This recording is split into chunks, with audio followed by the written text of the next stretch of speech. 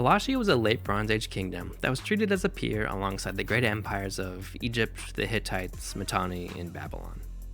The kingdom was known as a major producer of copper and ships, so scholars have understandably concluded that this kingdom was on Cyprus, even seeing it as analogous with the whole island of Cyprus.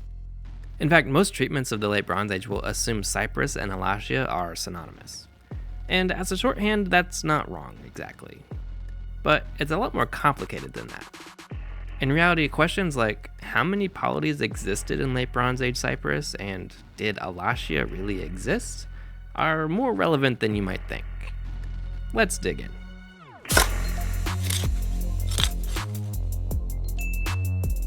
We are planning a much longer, more in-depth look at Alashia, its culture, religion, languages, and history. But for now, we want to just focus on a few issues around Alashia in the late Cypriot or late Bronze period. Specifically, how many Alashias were there, and where may they have been? And what we'll find is that textual sources and archaeological sources may seem to be at odds, but maybe not as significantly as it might seem at first. This issue of text versus archaeology has been adjudicated quite extensively in the academic literature of Cypriot archaeology. In these circles, the debate is often cast using the phrasing of Priscilla Kiswani of heterarchy versus hierarchy. While these terms refer more specifically to the evolution of various socio-political systems, they also serve as proxies for models informed more by archaeological data sets versus textual ones. Specifically, a hierarchical model of development sees a more or less linear transition from small communities to villages and to cities and into a unified polity we would recognize as a state. A state on Cyprus we would call Alashiya. And many influential scholars have, at one point or another, argued that Alashia controlled all of the island of Cyprus for at least a time. Hierarchical models are like a pyramid, a king at the top, various officials and elites under him, with artisans and then laborers on down the line in a hierarchical social structure. However, heterarchical models emphasize that this process of development is not always linear or the same everywhere, that different trajectories are not only possible, but common, and that they can coexist. In this case, Alashia would be a term used to refer to a polity on Cyprus, but it recognizes several different regional polities which developed on different trajectories based on local social and trade networks, geography, and political contact. Heterarchical models are not as pyramidal, but are more oligarchic and segmentary. When we look at the archaeology of the major late Cypriot sites, we can see why this is a dominant view among archaeologists. There are several palatial centers on the island, but none of them look like the others. Enkami, often cited as the most likely city to be associated with Alashia, is the largest urban center and the one which looks the most like an urban center we may see elsewhere in the Near East, like Ugarit or Alalak, with which Enkami had extensive economic ties. The city had a city wall with enormous stones, it had cultic centers, and an orthogonal city plan. But when we look at Kalavassos Ios Demetrios on the south coast, we see something different. A large palace building sits on the northern edge of a modest urban settlement. Nearby at Moroni, there is a monumental ashlar building, which exists without a dense urban settlement nearby. Instead, port facilities and some storage facilities were found in the vicinity, but are built on different alignments, and based on test excavations and remote sensing, we can be confident there are no neighborhoods or connecting built-up areas. Different still is the Kouros Valley, where a modest settlement is found at Episkopi Bambula, while up the Kouros River is a palatial site at Alasa Paleotaverna, which has a domestic settlement half a kilometer from it. There were clearly different regional trajectories when it came to urbanism and socio-political development. This doesn't even include discussions of other late Cypriot centers like Hala Sultan Teke, Kuklia Paleopaphos, or Morfu Tumbatu Skoru. Archaeologically, these centers remain distinct. The palatial buildings are all indeed monumental buildings, definitely palatial, but they have different layouts, designs, and orientations. Even the urban settlements aren't the same. It's all just different. This is why most archaeologists will trend towards a heterarchical view of Cyprus during this period. In fact, if there were no textual sources mentioning Alashia, archaeologists would insist that Cyprus was a patchwork of small polities. But we do have texts that talk about Alashia, and some of these texts are pretty clear that there was a king who was treated as a peer of other great kings like the pharaoh in Egypt, and this king ruled over a kingdom called Alashiya, which ostensibly covered the island of Cyprus. Understandably, those who focus on textual data sets trend toward a more hierarchical model. Within the more hierarchical views, Enkami is usually cited as the center of the Alashiya polity, that is, the seat of the great king of Cyprus. On the surface, this makes the most sense. It was the earliest settlement on the island that has the traditional hallmarks of an urban center. It was the largest of the late Cypriot settlements. One issue with this, though, came when the clay from a tablet sent by the king of Alashiya to the pharaoh was analyzed. Clay has different mineralogical composition depending on where it's from, which allows petrographic analysis of artifacts made of clay, like tablets and ceramic vessels, to be sourced. Because raw clay is both abundant and heavy, it's usually not transported and processed very far from the place it was gathered, so the region with the closest mineralogical profile to the artifact is generally regarded to be the place of its origin. In this case, the tablets from the king of Alashiya originated from the southern hills of the Troodos Mountains, not anywhere close to Enkami, but in the vicinity of Alasa or Kalvassos. Further muddying the waters is the implication from some sources that Alashiya was not in control of all of the island, or at least that the king had somewhat tenuous control over the island. In one of the Amarna letters from the 14th century, we can surmise Pharaoh had written in complaint to the king of Alashiya that people from Alashiya had been part of raids on Egyptian territory. The king protests that whoever was on the raids was not from his country, and that the pharaoh should send the men to him if he thinks they were his subjects. The king further protests that some of his own land was taken from him by men of Luki, that is, southwestern Anatolia. Mercenaries from this region were used throughout the eastern Mediterranean, so it's not clear if the king is saying men of Luki are seizing towns from Alashiya as mercenaries, or they are doing it for their own benefit. Either way, this is a clear admission that the king was not in control of all of Cyprus, and that this was a continual problem. This has led scholars to suggest this is why we have somewhat confusing episodes later in Alashian history. There were very close connections between Ugarit and Alashiya during the 13th and 14th centuries in particular.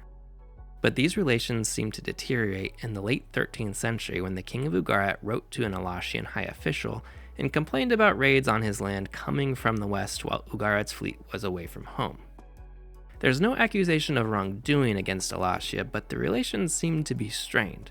It seems that ships coming from Alashiya were involved in attacks against Ugarit, which would be unusual given the two kingdoms' close ties. The Hittites too have interesting encounters with Alashiya late in the 13th century. One Hittite king reports that he captured the king of Alashiya and exiled he and his family to the Hittite capital, while the next Hittite king had to fight ships from Alashiya, suggesting either that Alashiya quickly recovered from their initial defeat, that the ships were not in fact Alashian, as in they may have come from Cyprus but did not belong to the kingdom of Alashiya, or that the ships came from a Cypriot kingdom either loosely affiliated or not affiliated with the king of Alashiya. In fact, scholars have, for a very long time, floated the idea of two separate kingdoms on Cyprus, or at least that there were at least two kingdoms early in the late Cypriot period. They've even proposed the one on the east coast was named Alashiya, and another one around Morphu Bay was named Kupros. Both Alashiya and Kupros are names associated with the island of Cyprus, one from the Near Eastern world where Akkadian was the lingua franca, and the other from the Aegean. These may be synonymous terms, different names for the same thing, or they may be references to two separate polities on the same island. The argument for this goes beyond just the textual evidence. The transition from the Middle Cypriot to the Late Cypriot was tumultuous. Mass graves dating to this period were found at Pendaia Mandres, Myrtu Stefania, and Ios Yakovos Melia. The bodies had few grave goods, especially limited in weapons and metals, which contrasts the preceding Middle Cypriot III period, where more and more burials were found with grave goods, including weapons. This has been interpreted as evidence for either plague or warfare. The lack of metal goods has been interpreted as there being a pressing need for weapons, so much so they couldn't be afforded to the honored dead. The skeletons do not show evidence of trauma though, so this interpretation is not without its issues. This period also sees an increase in the amount of fortified sites that we tend to call fortresses, not just settlements with walls, but sites seemingly built specifically for defense. These are concentrated on the Carpus Peninsula, the southern side of the Kyrenia Mountains, and the northeastern slopes of the Troodos. Even ceramically, in the Carpus and eastern Massoria plain, the Middle Cypriot ceramic traditions continue on into the Late Cypriot period, whereas around Morphu Bay it transitions quickly. The distribution of imported ceramics also follows this east-west division, suggesting two distinct patterns of foreign contact and trade, further suggesting at the very least two distinct communities were on the island, if not two distinct polities. While these differences and even the conflict has been attributed to the Hyksos or other Amorite polity in Syria, there is no evidence for that at all, with the independent development of two autochthonous entities on the island being more likely. While the coexistence of two equally powerful and competing polities in Cyprus during the entirety of the Late Cypriot period is not fully supportable based on the evidence, there does seem to be indications that different polities began to emerge in the mid-17th century. While one polity may have become dominant, most scholars recognize that this does not preclude the existence of sub-state entities existing under the umbrella of an Alashiyan kingdom that may have operated largely autonomously from the Great King. Texts from Ugara and the Aegean make it clear that various merchant houses and artisan families were highly influential and operated alongside those palace economies. Something similar is likely to have occurred on Cyprus around the copper industry. Copper is the primary metal in bronze, and Cyprus has some of the largest copper deposits in the world. The extraction, refining, and exporting of copper is largely accepted as the impetus behind state formation on Cyprus. But it does not seem that any one center on the island monopolized that trade. So by the Late Cypriot II period, there may have been one internationally recognized polity on the island named Alashiya, but in reality, it was probably a largely politically fragmented patchwork of elite families who controlled various parts of the island and exploited the mineral resources under their control and exported them abroad while paying lip service to a high king somewhere on the island. This may be why the king of Alashiya could tell Pharaoh that no one from his land raided Egypt. It may have even been mostly true, even technically correct, which is the best kind of correct. And there's some textual support for the idea of multiple contemporary powerful figures on the island. A Hittite treaty with Alashiya refers to both a king of Alashiya and an official titled Peduri. And in the parts of the text which relate to the Alashiyan side of the treaty, it grammatically uses the second person plural. This may be a reference to the king and this Peduri official, or it may be in the tradition of Hittite treaties with groups like the Kashka, who had no recognized central authority figure. Either way, it clearly indicates more than one political figure on the island of Cyprus who was internationally recognized as an authority needing to be bound by treaty and capable of enforcing their part of it. Susan Sherratt has argued Alashiya is no more than a product of the need of Near Eastern powers to make Cypriot political structures conform, at least on paper, to their own norms of diplomatic perception and convention. That is to say, Alashiya and Cyprus did not conform to the socio-political expectations of the ancient Near East. Whatever situation developed on Cyprus worked, for Cyprus. But to outsiders, it likely didn't make a lot of sense. And normally that wouldn't matter, but Cyprus had copper. Everyone needed copper, and Cyprus wanted to export copper.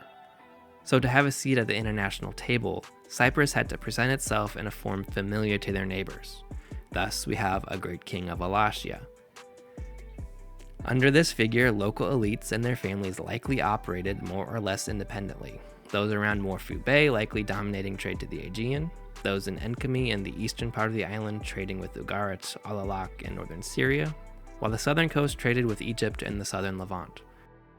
This may explain in part why the southwestern side of Cyprus was late to develop, as much of the international market was dominated by their more powerful neighbors.